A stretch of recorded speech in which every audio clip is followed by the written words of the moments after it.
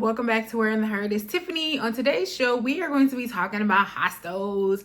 I know the word hostel is very scary because of the movie and because of what you may have heard, but as a budget traveler, I actually really love hostels. So we are going to be talking about the Mayan Monkey in Cancun, Mexico. So stay tuned to hear more about the room tour and what I liked and what I disliked.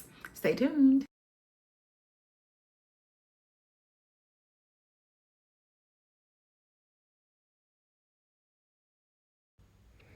Welcome to the Mayan Monkey. I have arrived and we are doing our tour. In the front, you will see that they have bikes available for rent. They have a security and ATM machine. On the side here is the front desk where you will actually check in. Over here is where you can buy products, the Mayan Monkey products. That on the wall is kind of telling you what's going on. They have restrooms. Inside here is actually where all the rooms lead to. This is telling that there's bachata classes, the salsa dance lessons. And these are people that are living at the hostel or staying there. They have the bar area where you can watch TV, get a drink or something like that. Out here is where you can relax. They have music playing, there's Jenga, and people are just having like a good night. Like, I think if you want to meet people at hostels, I feel like, as you can see, this is a great way to meet people. People are dancing, chilling. Funny enough, there's the pool there. It looks really pretty. But I've never seen a lot of people like chilling in the pool. It seems like people kind of hang out at nighttime. But I think during the day, people are probably out of the hostel, like doing excursions and stuff like that. There's so much to do. You can see the lights. You can just see everybody is just having like a wonderful time. And at the bar area, they do have happy hour. You see a DJ right there playing some good tunes. There is a slide in the middle of there. I don't know if that slide actually works though. But this section is the bar area. And then back over here, this section, they have a water station. So if you need water, carry your water bottle.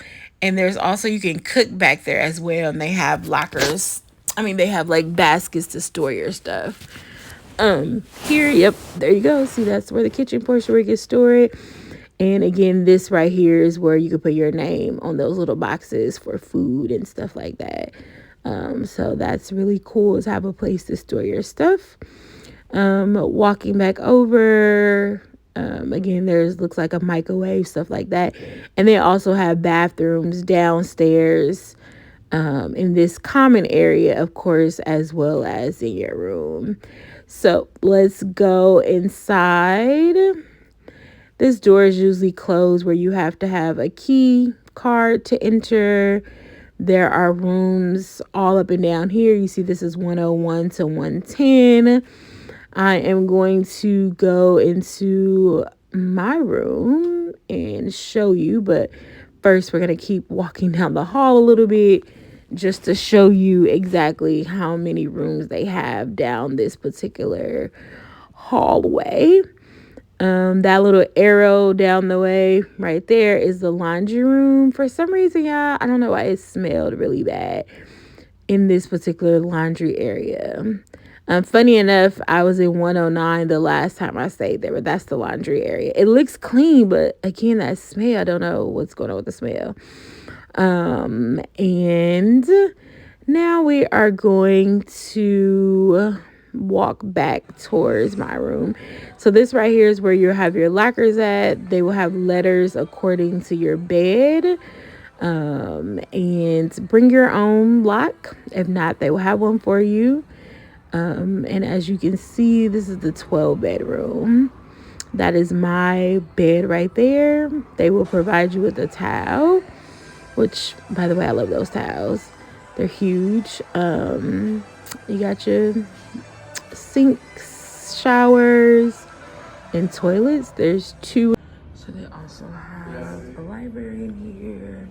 It looks like I have a co-working space. Yep, co-working space.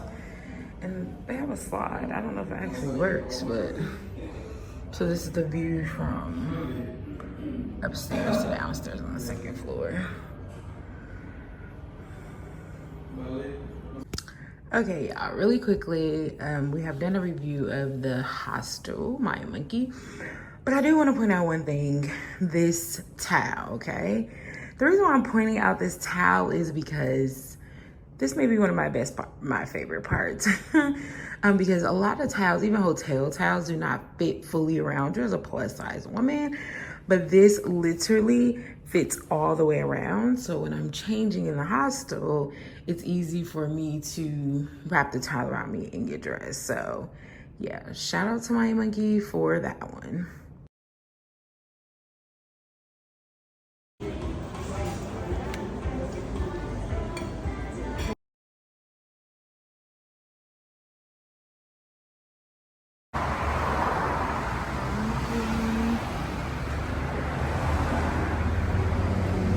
Sandwich, fruit, yogurt, and water for the win. Hey y'all, so this is the salsa dance lessons. The salsa dance instructor was getting it. I honestly wanted to go and talk to him, ask him where he was from, but I didn't get a chance to do so. But they look like they are having a blast. Of course, you know, this is YouTube, so I am recording versus allowing y'all to listen to the music. But I think you all get the gist of it, and I think you can tell that they are having a really good time. Next time, I am definitely going to join them. It was a beautiful night. Look at him getting it in. Get it, get it, get it, get it.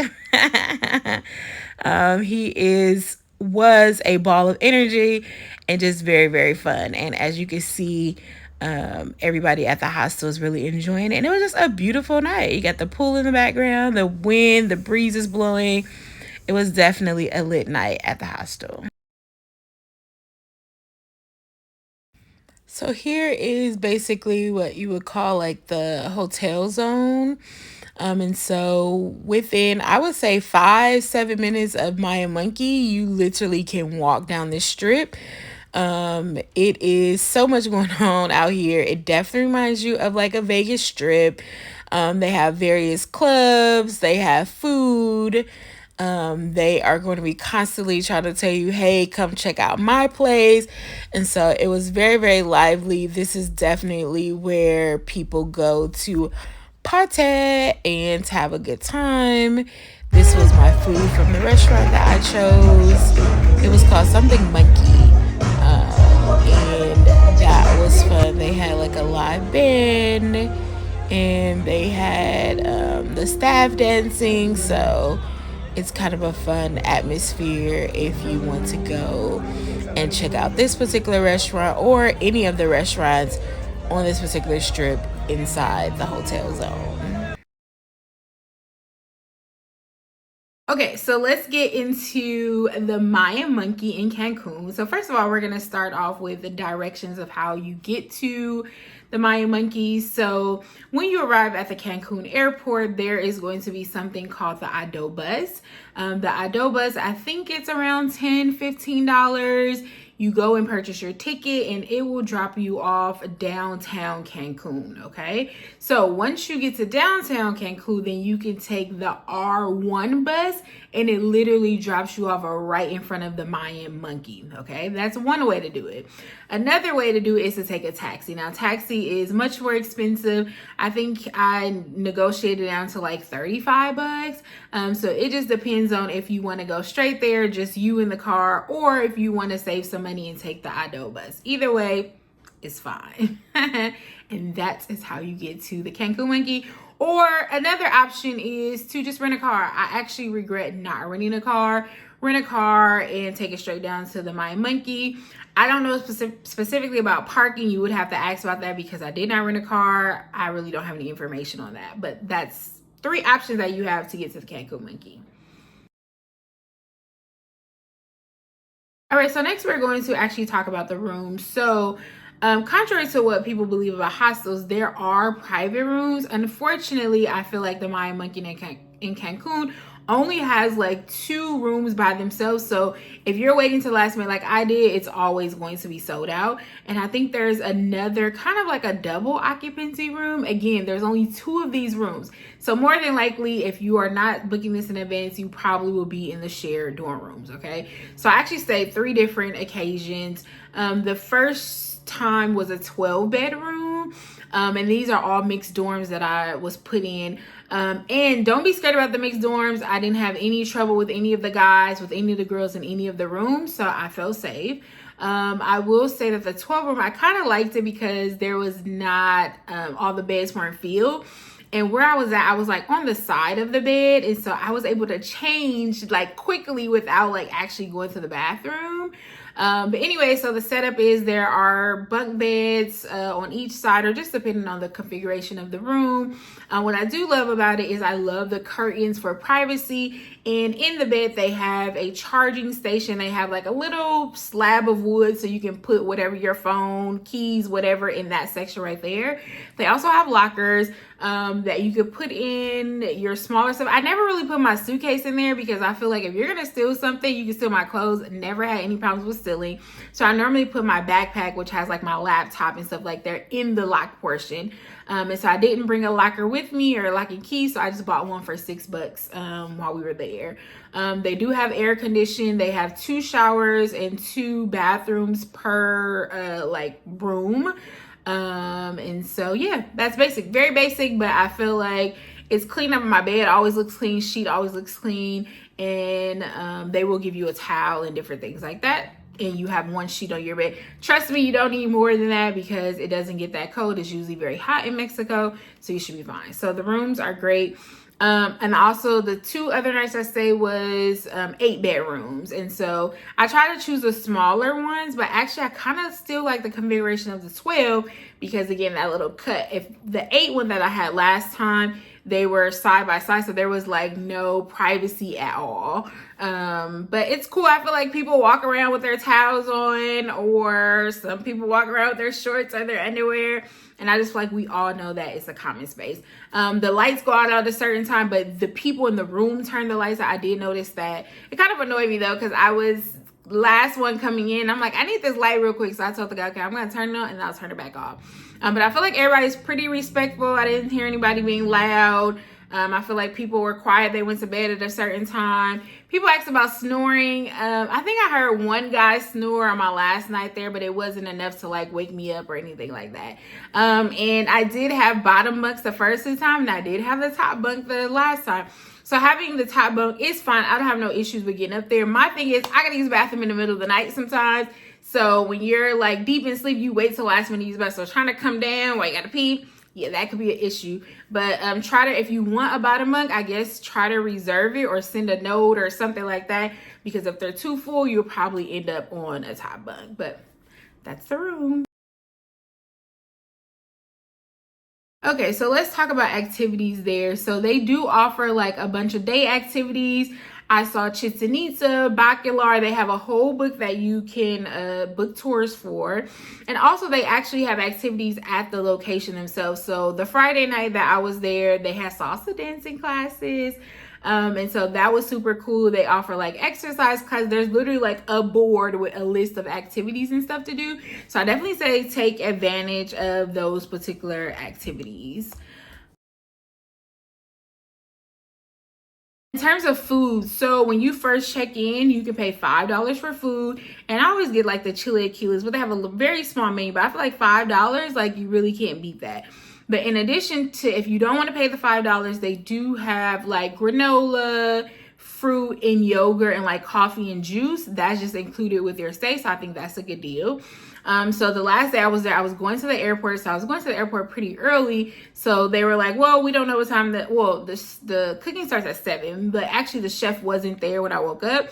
So luckily they packed me a to-go lunch, and I had a sandwich, water, yogurt, and fruit. And I thought that was cute. And I think that's a great way, like if you're going on your tours in the morning that may not include breakfast or something, I think that's a great way to go.